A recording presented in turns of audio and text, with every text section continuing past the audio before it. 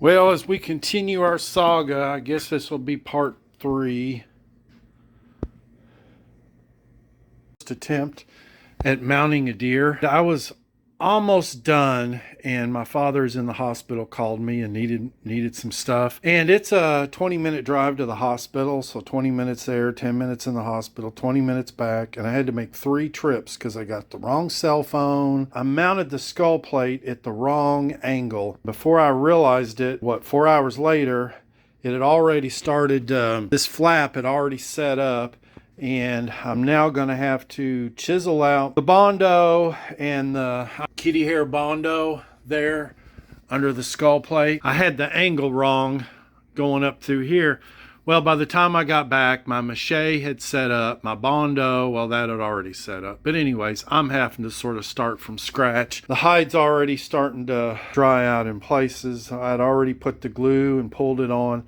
You know, it only takes about an hour to mount a deer. What takes the time is tanning the hide. I've tanned a lot of hides. I don't know, I probably tanned 15 deer hides. I played with, never could get the ears right, but there's a fox, there's a raccoon, you know, there's a squirrel, but I'm just an amateur. I don't really know what I'm doing here. But what do you have to lose? You know, it's just a piece of leather with some fur on it. So I had to take it back apart because I got my angle all wrong. I had it like this, and it needs to be laid back. Now I got to break out. It's all dried on me. I got to break out the Bondo and the mache so I can get the angle right, because I had it angled up too much. It's already dried on me. I'm gonna have to recut these threads. So that's more of the way it should be sitting. And I had this angle here in the skull all wrong, whereas the main beam I had angled with the top of the head, and that's just not right. See, it should be a straight line. It should be a straight line up there.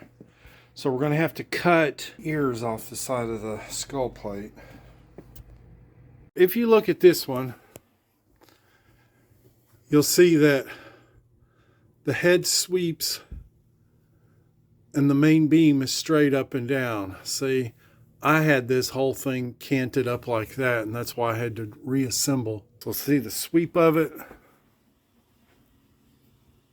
Now, do you see any bone exposed on this one? See, my problem now is I got all this hide shrinkage because I didn't have it. I am literally having to use a hammer and chisel out all the Bondo and mache to try and change the angle and start over. And my hide's dried now because we're going to fill it with Bondo. We're going to lay some cellophane in here and then fill it full of Bondo, and then we're going to stick the skull cap in there and let the Bondo set up, and we'll pull it out and drill it. So anyways, guys, I do not have a mannequin stand, which you really need one. A lot of guys make their own out of pipe, and I do highly recommend that. I just went to my table, the leg on my table, put an L bracket on both sides like that with a drywall screw into the plywood. That's what's holding it, and it's pretty stable. It's not hardly moving when I pull on it. The height isn't right. It's killing my back bending over. Anyways, it is what it is. Guys, this is what I'm using to, I like to use these coated screws. This is what I'm using to mount it to the head. Cleaning this garage up, which is what happened and how I got started in this. So these are what we're going to use on the other side. So I like to put 3 screws in. So if you use these coated ones, they just, I don't know, I think they work better than drywall screws. Okay guys, we got to reset here a little bit. We got this all cleaned out really well, but we're going to fill it full of Bondo. And we have us 4 holes drilled in the skull cap, just like this. Okay, we're going to use an oversized bit, so the screws, we don't want it to crack it. And you got to stay away from, these are called sutures, and you don't want to get anywhere around a suture or you're going to have problems. So stay off the suture right there, And we're going to fill the skull plate with Bondo glass, and there's the hardener. I'm not a fan of Bondo brand, but it's the cheapest. You can buy it at Walmart. Tighten these screws down. We want to tighten them like you do a lug nuts on your car. You don't want to take one all the way down. You want to go in an X pattern. I used to take the skull plate. That's a wood blade. It's not the right kind of blade, but a bimetal blade, but it did work. Okay, one final sizing.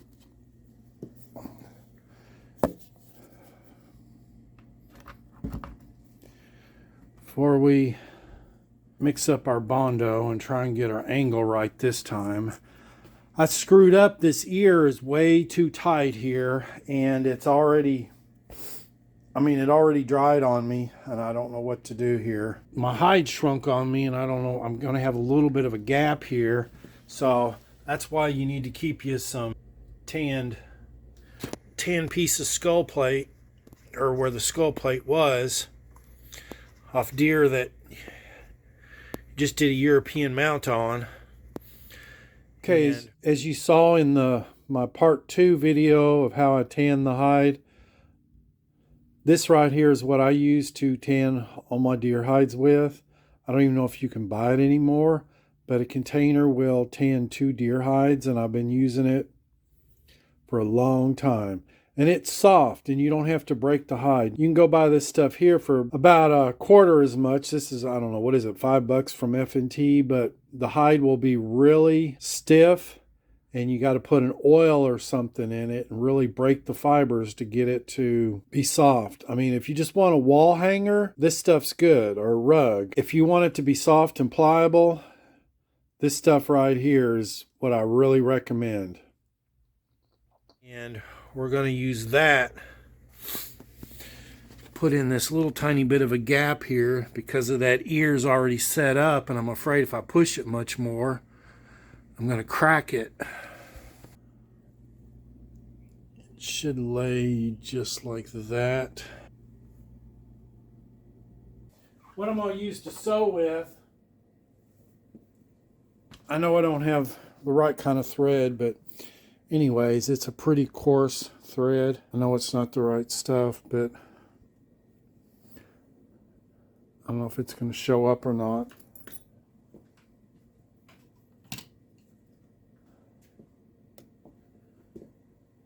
Okay.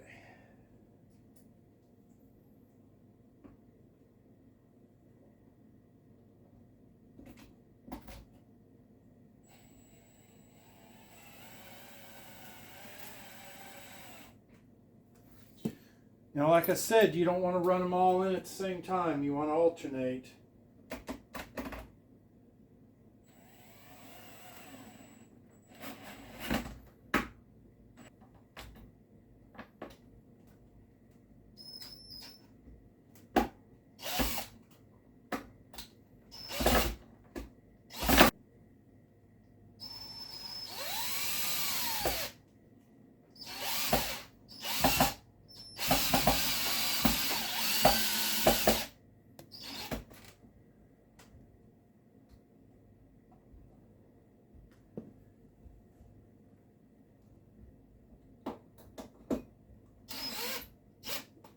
See how you control your angle?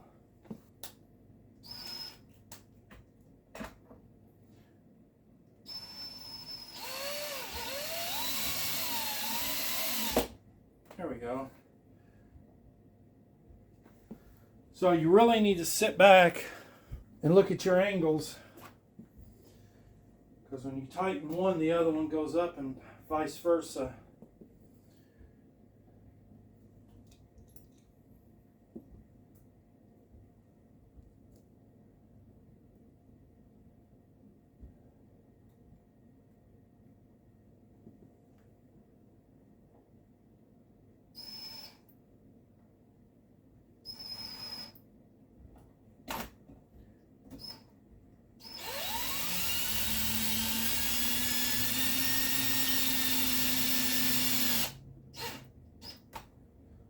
Alright, at this point, I'm not going to use a drill anymore.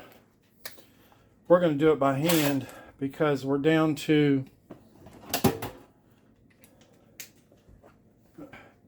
moving it just a little bit at a time, whether I want to go forwards or backwards. Now I can tell right now I need to go forward. I pulled it down too much in the back. You got to remember it's styrofoam, right? But there's a wooden form inside of there.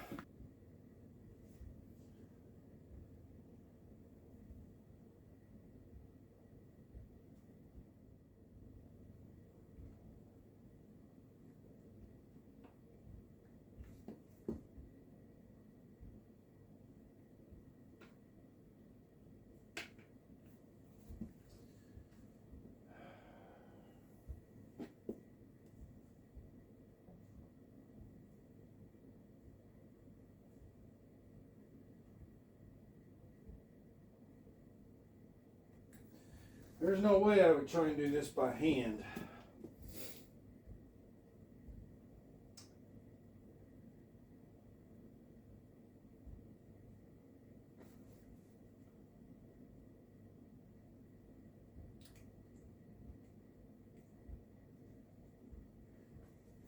And I wish I had curved needles.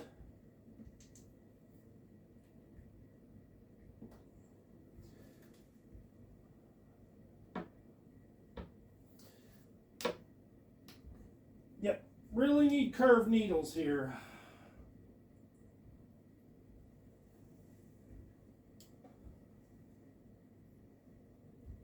See guys, this is why when you make your Y cut, that it is so important that you do it right.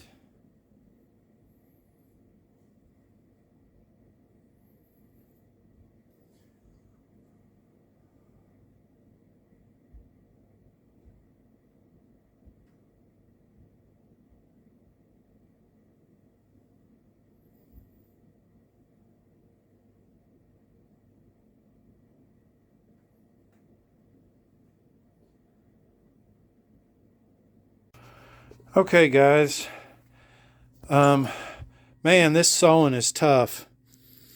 I think I did a pretty good job sewing this with that zipper. I think it's called a zipper. I don't know. But I'm having a lot of problems. Here. But this here is because when I caped it, I got too much. I didn't get up against the burr good enough. We're going to try and put a little bit of hide under that. But you know, when it's mounted up on a wall, and this is what you see,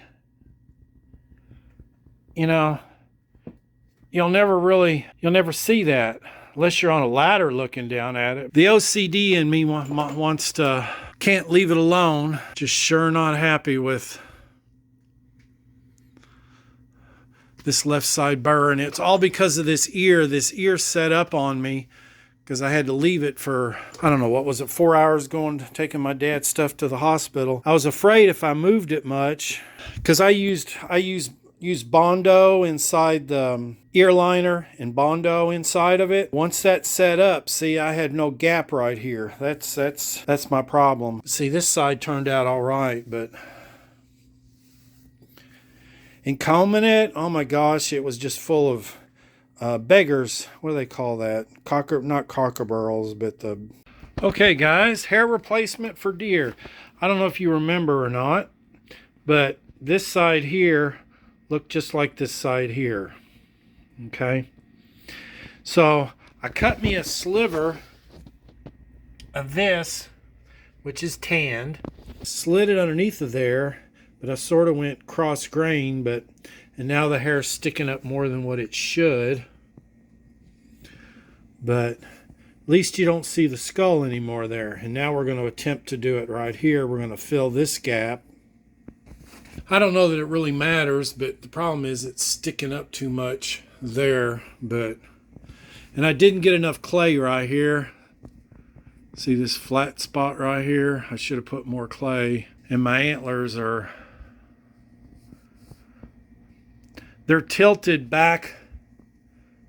They're tilted about 10 degrees back.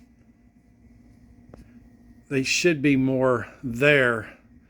They need to be horizontal with this plane right here, but at this point, There's nothing I can do at this point. We're all sealed up. But you know, unless you're on the ceiling looking down, you're not going to know that's there anyways. And we'll try and get it from this angle here. Anyways, I'm just OCD, you know, I can't quit playing with it. And you just put it up and let it dry. But you got to watch it when it dries. See, this hair here is still pretty wet. And as it dries, you need to fluff it up a little bit so it's not all matted. Okay, guys, that's what I used to trim the wings off the skull plate to make it fit, to make the final fit. I know if you had a belt sander, that would be the thing to use on it. Here's the final product. Pretty happy with it.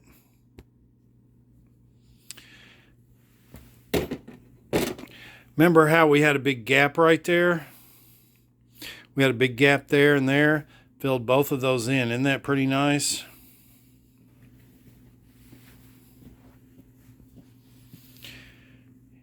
Here it is, the back.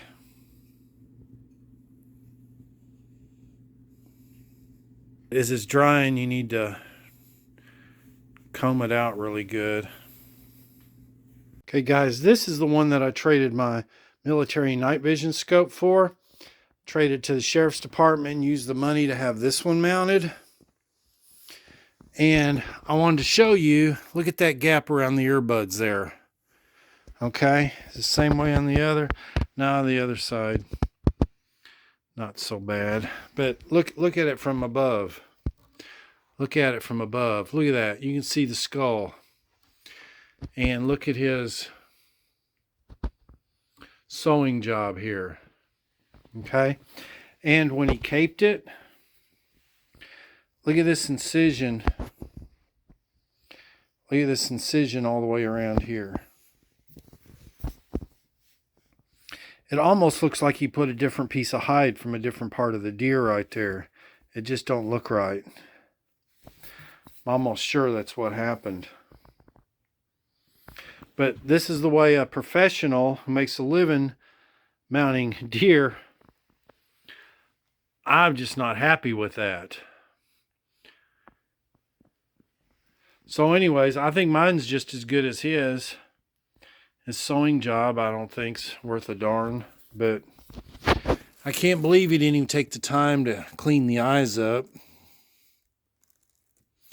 I mean, look at the tear duct. So if you take your time and do it yourself, you can do just as good as a professional.